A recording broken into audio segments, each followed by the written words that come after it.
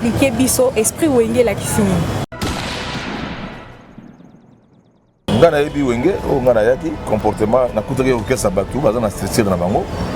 Il y a des garçons mogo ba noble, ba kenda ba classe bien, ba na mogo ba bonne manière. Voilà, il y a respect. Ndé wana wenge. Alors esprit wenge monsieur eze bien il ba wenge ça mais ba matandisi ya belé. Ndé ngol mon mi esprit monsieur moyibi, esprit ko manquer ba respect, oh esprit wenge ni. La musique congolaise est comme on tambola na style encore world. Todo ben en world music. Moi français comme kokota, moi anglais, to ebité ceux qui manda à même biso style. Le monde moko plutôt pas na français ngo. Bande ko balingi français moyenté. Bande ko nga ba musicien, qu'est-ce qui se passe? Fallait aimer la français, c'est très bien. Et les langues na yote, zala l'aise. Zala l'aise, loba lingala, ba joueur miné loko ba Ronaldo, ba Messi. Soko yé na interview pa na yé, akolo ba lingala na bango. Concernant Bobeta Kalana, jeune frère Nayo Ferrego na Belgique. Mais contexte bandao qui les a qui n'est pas comment bandao ko yembate Ferrego la beta qui. Ba muni ngana yembeke mabe. Tozo kene kaka.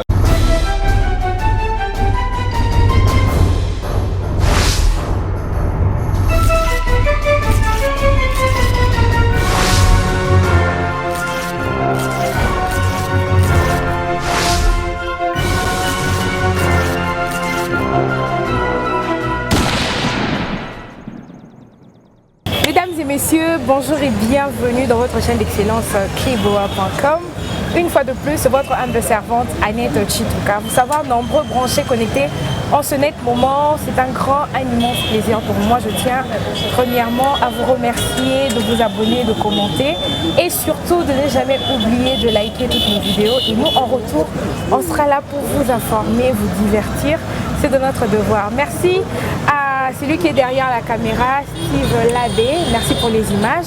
Pourquoi pas à Maïli Dibos Pichou Mongaya, sans oublier de la nation Tonton Banda. Merci beaucoup à tous nos abonnés. Continuez de vous abonner, de commenter. Vos commentaires, vos suggestions nous aidera vraiment à nous perfectionner. Voilà, mesdames et messieurs, je ne serai pas seule aujourd'hui. Je veux recevoir pour vous un grand artiste musicien de notre pays qui fait la fierté de la musique congolaise, le Koumou Manda chante. C'est avec lui que nous allons dérouler cette émission et je ne sais pas lui dire bonjour Koumou Manda chante. Bonjour ma sœur. C'est un plaisir pour moi Koyambo Lisusu une fois de plus. Pesa mbote na bande konyo so bazolanda yo ba fanatique. Ouais ba mbote yango wana ba mbote na ngai belé yango wana okuti biso en plein musala na studio. Okutenga kuda kolala mais bon na la moki pona pour sa émission. Voilà. Sinon ba mbote na ba congolais nyoso na mboka mobimba na monde entier bisika. Voilà, merci beaucoup le Koumou Manda chante. Avant de côté vraiment dans ma zone à Bisso et à Lelo, mais quand on m'a coupé la Bisso du solo en studio, comment Eza s'est déroulé? Parce que je vous signale que tu es vraiment en plein studio, basé enregistré, Banzem Boukara Ningeza la peau dans CPLC Bisso. Bien que ça n'a pas tout bazar pour se plaindre. Koumou a oumeli. De pour promettre ba mélomane kozo bimiso bimisa et 8 mois.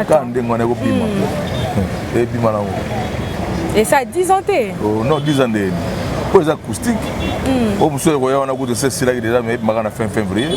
Tout ça on est rebellé pas si mal. Donc comment d'achat dans studio ont préparé acoustique. Ah ouais, c'est acoustique déjà, tout ça la basse. Donc ingénieur de tout ça son et pas mix. Voilà, merci beaucoup Koumou Manda chante. Koumou Manda chante est un langage moko mingi bato ba uta wenge nde ba utilisaka. Esprit wenge.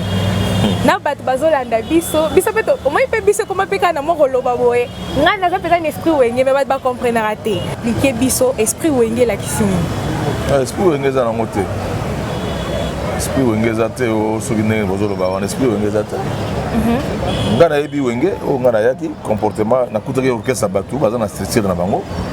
Il y a des garçons mogo ba noble, ba kenda ba classe bien, ba na mogo ba bonne manière. Voilà, il y a respect. Ndé wana wenge. Alors esprit wenge monsieur eze bien, il ba wenge ça mais ba matandisi ya belé. Ndi ya mon mimi esprit muso moyibi, esprit ko manquer wa respect, oh esprit wenge ni. Esprit wenge respect. On a ce que tu interprétant le sous na langage muso esprit wenge la qui 12 trahison, orgueil, non, têtu. Non. Les gens depuis na koli boye na ndenge na komi mutu boye en tout cas na yebi ndenge orgueil na ki têtu ezalité donc na yebi le gona. Et comme moment d'achat déjà il y a certaines personnes bah ça a tendance à relever les lots bah moni kumu a commis au trahir vraiment bah na wenge za sous trop wenge te net ndenge ozala avant na trahir wenge ndenge nini wenge za orchestre oyo ngana yako doit trembler pona za la musicien na kata mboka oyo voilà na trahir wenge na quoi wenge za orchestre batu oto yaki et puis c'est pendant nango anazo trahir on gati na mo elelo ça oponi moi tendance na autre non on a tendance non tendance Fali non baza ba congolais loko nga baza ba misien loko nga baza ba collègue na biso tendance ni jeune nga sala naza ba relation na bango te comment d'achat est-ce que bolanda na pe na ba concert concert né ouais on s'en a encore beto kepe ou assister na concert papa chéri pas encore beto kepe ou assister na papa chéri na Kitambo na kenda concert ya vient na ngantone tina ba poto wana tina Kinshasa ko ba kudu te ba misien na ye ya maison mère ayebi masolo et yo pe balanda ko na ba concert bata wenge ouais nga sina mona na obeta na 13e rue ingénieur Blaise Boulaye na délégation moins 20 personnes ba yeba yo talanga na mona papa Simaro yo talanga ipe na 13e rue na pona ko obeta chaque dimanche wana papa Simaro yo talanga wana na 13e rue pesa nga yesa ya osakana te totana na biso non ah on tourne acoustique la seule moi mélange ba kuluta banzembo lokola ya papa Lutumba Simaro na zuma des chansons na zuma ba chanson musuna ba kuluta mususu oyo kango puis na sali pe banzembo nanga kona pesa batu buya elengi ya moi musala ya musique ya Congo ya rumba pour rumba za rumba et puis bon oyo na opsa na février nde yali la procédure ya disque wana yali album mais oyebi que musique congolaise est comme otambola na style moko world todo benga world music moi français comme kokota moi anglais to ebité soki manda a memeli biso style ni bani de l'autre papa mba yema na ba français depuis kala biso ko toki bana mikina ba 7 ans so ba 8 ans donc la question oponanga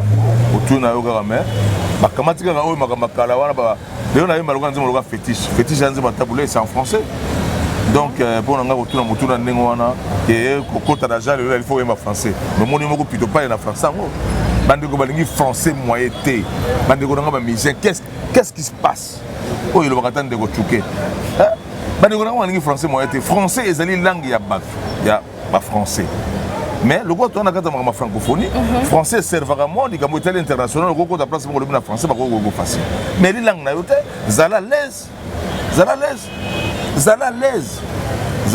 le balingala ba joueur minier le quoi ba Ronaldo ba Messi soko yena interview pa na ye akolo balingana na bango yo moko lukana ko yo bango mais comment ça qui mais bande ko na biso ba mise problème nga yali baza na problème sérieux ya eloko bana kala o moni Kinshasa o moni yenda ko mo bokuto no na uti kuna alopango na moite bana ba français bana maile moite non na ko simino ke bana ba français ko ba maile donc moi makambe bele misat mine yali ezo bebisa ma culture donc au côté world je pense que c'est comme au français donc aussi maître Gims a aimé la français pas faire la France ming et il fallait aimer la français ça dit très bien il n'a aucune de comme soupe oh on a go là il paye très bien et donc il y en a bon so tout na on est comme world au kosi Wemba aimer la français table aimer la français pas français yé mama les gens pas de son agati de ba biga ga mono yo tourner kana voilà. Nali campé a vu. J'espère que tout ce qui acoustique est mis. Comment on a plateforme entière là batuna. Ba vie le bas direction ngai. Direction ngai général de le bureau non faut ça ninga baninga ba osala. Oui, j'accepte. Mais ba vie et aller logo et aller chèque parce que ba on ba vie le tam sou ba mono comme mutakala et pesi ba vie est belé. Oh 5 millions pour mutakala. Bon et après. Donc ba vie ça démarche. Nze monde ali kitoko et kota ba somba mingi et comme on a ba fin fond ya monde. Pour mboka oyo papa oyo bakomisaki mboka oyo na fin fond bazoyoka musique nyonso babiki ah so toke na Congo mboka ya papa Wemba mboka ya Franco omoni donc world de masolango yango wana moni ba Wemba papa Wemba basala ba Franco basala ba tabulei basala voilà mais lelo comment manda chante monde appelle ça au leki au coli vraiment la musique otiki carrière na yo ezana ba jeune talent pe ba banda oyemba so ba tali pe na ba habité ye azo yemba na style ya Amanda Chante ye azo sala banzembu style to koyemba za Amanda Chante mais le rôle nga pona za la manda ngo lelo boy fallait na banoyemba ba porte de baba que son nom repose en paix fallait na ba papa wemba ye patika ba tiki biso papa wemba ba za nzamba bataye pour nga na la manda chanteur na yembi donc ndenge mo kaka lelo copine des ali copie copine des op sa place na place so copine na te mobulu ngapona dans la chanteur bona sali copine mingi ya ba chanteur amine logo ba papi texte ya ba chanteur amine logo ba foloko lai fallait na sala ba interprétation banze bona bango ya tellement ko yema bango difficile ça passe ya ba mélancolique voilà donc pour nous le bandeko ba na sima na biso so ba sala pas copie et on sala bien mais copie ya bien voilà. Comme Amanda Chante, récemment, on a eu une vidéo et circulé vraiment trop dans le statut. Concernant Bobeta Kalana, jeune frère Nayo Ferrego na Belgique. Mais le contexte, c'est que les gens qui sont comme Banda Kokoye Mbate Ferrego la beta qui. Conseil à Wodason. Avec un collègue Naya Wingé, tu as eu beta. Naya beta na 4 orchestres na ye. Tu as mis ma frère. Bon, si on a eu ma bête, si on a eu ma lame, ma beta, bien. Mais comment va question ils ont tourné autour il y a musique il y a concert il y a Kala ils ont concert à Kala Kala et bêtement on a la maison mais on a ceux qui bazong ici bon n'est pas tout bazo jugeango ceux qui moni ngana avec ma bé toujours que nega gat allons-nous voilà merci Kumu bazo pe qui ça va concert ils ont raté na landa qui PR bazo sala ba démarche na bango bazo lo ba Kumu yebi ba secret zo vanda nyebe ba concert ils ont raté non ya wana yo envisage ape ko beta na potote parce que moi on a évité c'est seulement mundela lo bimboka na 10 janvier ndé ya kofungola pona ba raison ya vaccin ndenge ba tie batu il faut ba contrôler mboka biso to na ba projet ko na aéroport mais la pousse ne peut mener la solna moi mindele mi ba lemisa normalement ba relation et non mandat mboka na biso to contrôler ngo tina janvier pour un vaccin et puis de deux ba coronavirus et kendaki est-ce que ndenge mali les bandi boy est-ce que ko zonga te donc tu repères sa place dans star mo li banda te Afrique aya ko beta so que même malade comme sous voilà tala makambo comme raison za giwa mais na moni mama baye ndenge telemaki ngabi peut-être des connaissances on a zumuke bande ko ba so ke ngoti et puis na ndenge komeli wana bon ngata na moni vena nga wera petite mais biso nyonso toyebi ba combattant ba manifestaka ba kana na bango ba bi ba musicien baza ba bango nde baza raison o esali que ba beta lisu ba concert et premièrement ba bande ko soutenir pouvoir o elekaki deuxièmement batapoto ba yiba pona ba musicien bazwa basi na bango bazwa bana na bango nde ba raison peno ba bande ko accuser les ba musicien raison pour laquelle ba pekisa ba concert e beta na poto ba bi pona o soutenir bino génération bozo bete simba te le ba bato ba roya donc ce qui concert ko zonga na poto 2050. Bon ouais ça parole ya ba balobi mais est-ce que ça démarche au boy musala moninga nzambe batiki na langage na lobi ka ndengwana bébé makambo na yo na libota na yo bébé site yo la kela bato mabena misala bato pe kangama eza démarche te wala na démarche te ngana ko yo ka ko mandengwana te ko kota na lito ya tamuketa ko tonga yeli mboka ya papa ya mboka na sota yo ke kuna na mboka papa ya po ke na balangage ndengwana bandeko na yo pour un problème ni réalité o ezali awa na kata mboka ya réalité lelo diaspora za presque 50% na Kinshasa aza na réalité diaspora ni asa ba combattant tozana bango awa na tangolo ba kombote combattant ya binanga le manda tongo kita toke est aga no combattant Claude Van Damme kuna nani donc ya des masters biso no soza ba congolais tona souci mboka feke ne musika tona souci mboka za la bien tona souci ba vie ya ba biso nyoso za la bien ba vie na biso tozana ngo benda ki mère tona ngo boy ya na passe parce que mboka na biso tozana tozo ba structure na biso za malamu te souci on a des photos à l'ensemble poto to benga na munguna wana o me to passe na ngwana dehors mais soko le biki o passe ngo pour ba musicien ba me passe ngo bokosi depuis mukile banda mukilo bango bazana na bomoité bango na ba grand calais Jeff parce que banze mo ba indépendance chacha ti lelo alors tous à l'ensemble c'est mais ce comme démarche ba haine démarche ba règlement là pas de bail que comme démarche ma bé mais simba ka pour ba concert pena na poto mais oui parce que si boyo congolais accueilli ko so na mundele na bureau na makambuya oyo ko contrer pena vis-à-vis que mundela mona que oh boyende or nga na yo loka to aller maman so to ke na mboka étranger to comme na mboka libanda wana et que likamoke koi en tout cas au secours na eza facile entre nga na yo to yoka na mama mais so nga no to comme na guerre na mboka libanda mupaya ona kuti mo mupaya mo mais bino bo uti Congo ndeni bo sonela awa bo biso no to bundla mboka o mama so na ba souci to na ba na biso batangi ba classe to na makambo na biso to sala awa donc to bundla mboka biso mais ko bundla mboka ningo lo bateke il faut ko boyisa penza babe mamoni ko boyisa biso musala kuna na poto. Voilà, comme moment de chance, bon dossier Sokoda. Quand on a Blaise Boula lobby, vous avez incompétent et on a bolongwa. Bon, nga na yoka ngalo bakini ngwana pa ngati. Yo mto lobby ngo, nga na dige Sokoda ya liste tiro ba Blaise babandaka. Le lobby ya Ofanda, donc ils sont dirigés par grand frère Naé, président Nyoka Longo que je salue en passant.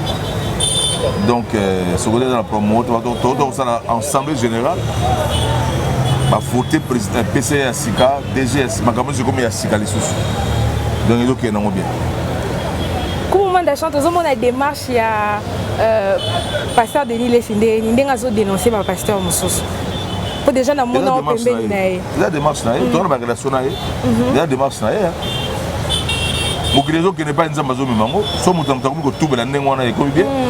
Ya zo l'accès vis-à-vis que ya za na ekela manzambe. On l'accès na nyoso.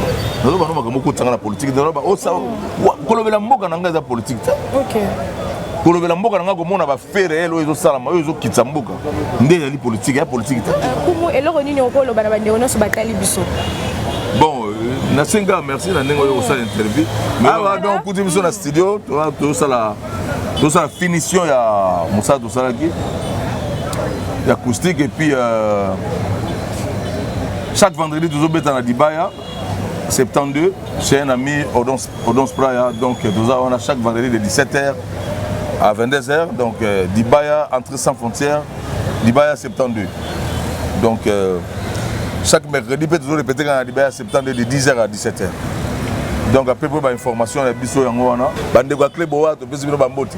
Na pesi elino forme bambote mutu ya anet chituka. Na pesi pe l'imbattable dembe le corps bambote trop. Et na pesi ba établissement malamu na Patrice Moubiaï, notre frère.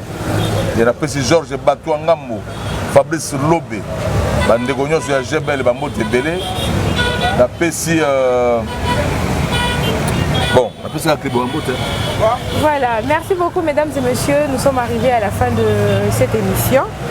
Binomo boye bindenge moment d'achat à Kenda, na robo tenir vraiment rigueur terre. Merci beaucoup à tous nos abonnés, nous sommes arrivés à la fin. Continuez de vous abonner massivement, de commenter, de partager. Et nous en retour, on sera là pour vous informer, vous divertir, restez branchés sur cleboa.com. Bonne suite de programme, bye bye.